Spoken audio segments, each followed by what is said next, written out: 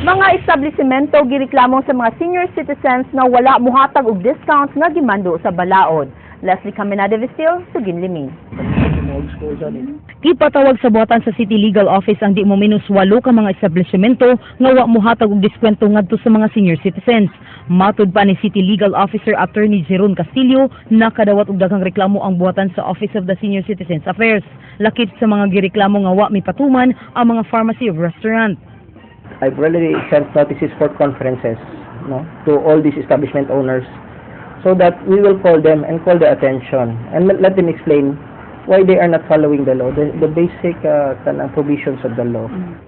Mibahad si Castillo nga sila ang mupasaka og kiha alang sa mga senior citizens kung magmaghay gihapon ang mga establishmento sa paghatag sa gimando sa balaod nga discount alang sa mga senior citizens.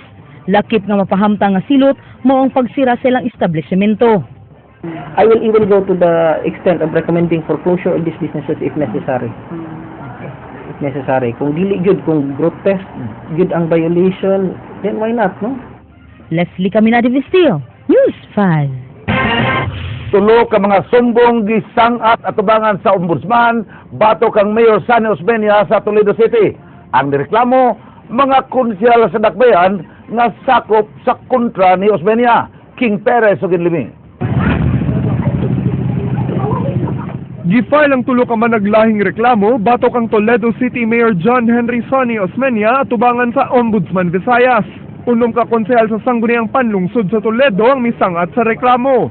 Ang mga sumbong mao ang technical malversation ug illegal use of public funds human gigamit ang Travelers Inn nga iya sa syudad sa Toledo isip opisina sa mayor inay nga usa ka income generating project. Gipasabot sa mga mireklamo nga layo kayo ang City Hall gikan sa kasamtangang buhatan sa mayor. Hinungdan nga naapektuhan ang mga transaksyon sa City Hall. Affidavit complaint is that right now the city mayor of Toledo is using as his office the Travelers Inn, which is by city ordinance is an economic enterprise.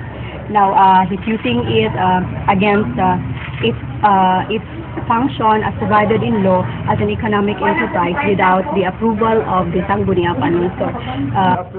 Ikaduhang reklamo sa mga konsehal mao ang illegal nga pagpasar sa budget sa Toledo City alang karong tuiga. Lakip sa mga respondent sa mga reklamo mao silang Mayor Osmeña, Vice Mayor Antonio Yapha Jr. ug laing tulo ka mga konsehal sa Toledo. Matud nila gipasar ang annual budget nga walay nahitabong deliberation ug walay quorum sa konseho sa pagpasar sa budget tungod kay 5 lang sa napo ka mga konsehal ang mitambong sa special session.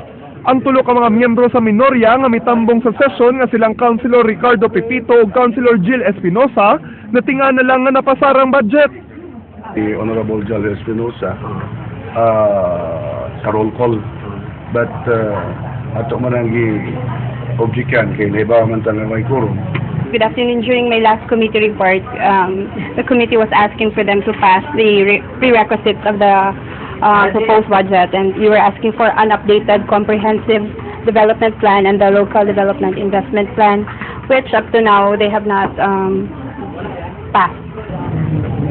Laing reklamo mao ang abuse of authority tungod sa paglangay ni Mayor Sonny Osmeña sa paghatag sa sweldo sa gibana-banang 700 ka mga empleyado sa City Hall. Diha ang korte mimando sa temporary restraining order batok sa pagpatuman sa annual budget. No TRO for the release of the salary. They're making it appear that there is a TRO for the delay of that salary, which is misleading and causing chaos in City Hall right now. Gisuwayan ning inyong tigbalita ang pagkuha sa habig ni Mayor Sonny Osmeña apan di kini makontak. King Perez, News 5. Patong-patong nga kaso kabahin sa illegal nga pagpanagat ang atubangon sa mga dadakpan atol sa operasyon sa Cebu Provincial Environment and Natural Resources Office kagahapon. Nasutasab nga mga opisyal sa barangay mao'y nagpalayo sa maong binuhatan. Ryan Sorote, Suginlimi. Kini mga ebidensya nga nakuha gikan sa mga mananagat, may pamatuod nga nagpadayon gihapon ang dynamite fishing sa aminang Sugbo bisan pa man sa subsug nga kampanya batok sa maong kalihukan. Nakumpiska kini sa mga sakop sa task force nga giumot sa Cebu Provincial Environment and Natural Resources Office nga ilang na-intercept uban sa Philippine Navy sa kadagatan sa Baray Kawit og Mahawak sa lungsod sa Midilien. Nasairan sa Penro nga mga barangay officials ang sagad nga nag-operate sa mga panagatan nga mogamit og dynamite. Nagtuto nga one day, hindi sila mahunong aning klase nga panagat. Kaning mga official dira pita, one day madakpan na gyapon sila. And then once nga madakpan ako sila, I will promise nga ako mo file ko og complaint ngadto sa ombudsman. 80 ka kilo nga isda ang nakuha sa panagatan. Sa gihimong inspeksyon na suta nga mibuto ang internal organ sa mga isda ti mailhan nga gikan kini sa dynamite fishing. Nasiko pa to sa operasyon silang Abang Sulon o Glenn Telmoso samtang nakasibat ang lain nilang mga kauban. Matod sa mga dinakman, ang dynamite fishing ang ilang naandang trabaho. Pati lang. Dili man permanente gud. Trabaho pa man ko nalogat niya. Bendera sir na kwintas gatos ano. Ryan Sorote, News 5. Gihugpong ang mga sakop sa Association of Barangay Captains Cebu Province Chapter uban ng ilang presidente aron hisgutan ang mahimong venue sa himuong convention sa mga barangay kapitan sa Subo kay di man magamit ang Cebu International Convention Center human naguba sa mga miaging katalagman. Hisgutan sab sa maong panagtigom ang paghatag og insurance sa mga narbaho sa kabarangayan o paghatag og accident benefits sa mga tanod o daycare teachers. Also discussed about providing for accidental benefits sa mga tanods and daycare workers okay, on the line of duty. Daghan sa kayong na-report na mo nga na aksidente or na nagunggaban or na ikuha niya. You know, we have to help them also. Okay? They only receive so little. Isa ka og 35% ang mga kaso sa HIV kon Human Immunodeficiency Virus sa nasod karong tuiga. Ang Central Visayas mo ang usa sa dunay labing daghan nga nataptan sa maong sakit. Ryan Sorote, Sugin Liming. So long as we do have sex, it's sex is nice. Sex is pleasurable. But so long as we do it in a safer way, it's also protecting us and protecting our partner as well. Misaka ang kaso sa HIV dinhi sa nasod suma sa Department of Health.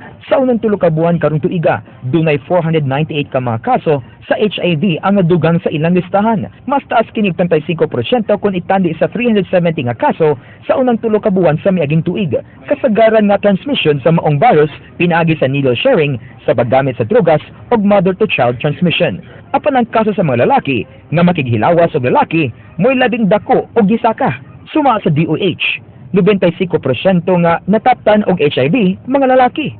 90% sa mga kaso sa riyon ang gikan sa probinsya sa Sugbo. Hangtod Marso karong tuiga, ang Central Visayas may labing daghan og kaso sa HIV gawas sa National Capital Region. Ang uban nagikan sa Calabar Zone, Central Luzon ug Western Visayas. Dinhi sa dakbayan sa Sugbo, sukad niadtong tuig 2010 hangtod karon miabot na sa 1,079 na nakit-an nga HIV positive cases na nagpangidaron og 5 years old hangtod sa 79 years old. Meaning, even if they know this, they think that they are inclusive when they will get infection. But technically it's not. Taking an HIV test means you're responsible of yourself and you want to know your HIV status and you want to be healthy. Ang kakuwang sa edukasyon o mga totoo sa mga tao, mga sa gitumbok na hinungdan sa pagkataw sa sakit. Awag sa DOH o mga organisasyon na nagsuporta sa mga dunay sakit nga HIV, nga magbaton og bukas na pangununa sa pagsabot sa kahimtang sa mga natakbuyan niini. People living with HIV are beautiful and handsome. That's what I am right now. I mean, it's a fact that I've been living with HIV for 8 years. Ryan Sorote, News 5.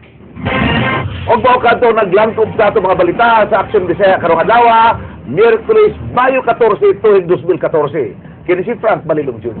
Mga istorya nga di lang kutob sa pagatod sa impormasyon. Musunod na ang Action Prime. Daghang salamat. Ako si Georgia Herrera. Tungod kay labaw pa sa balita, Aksyon!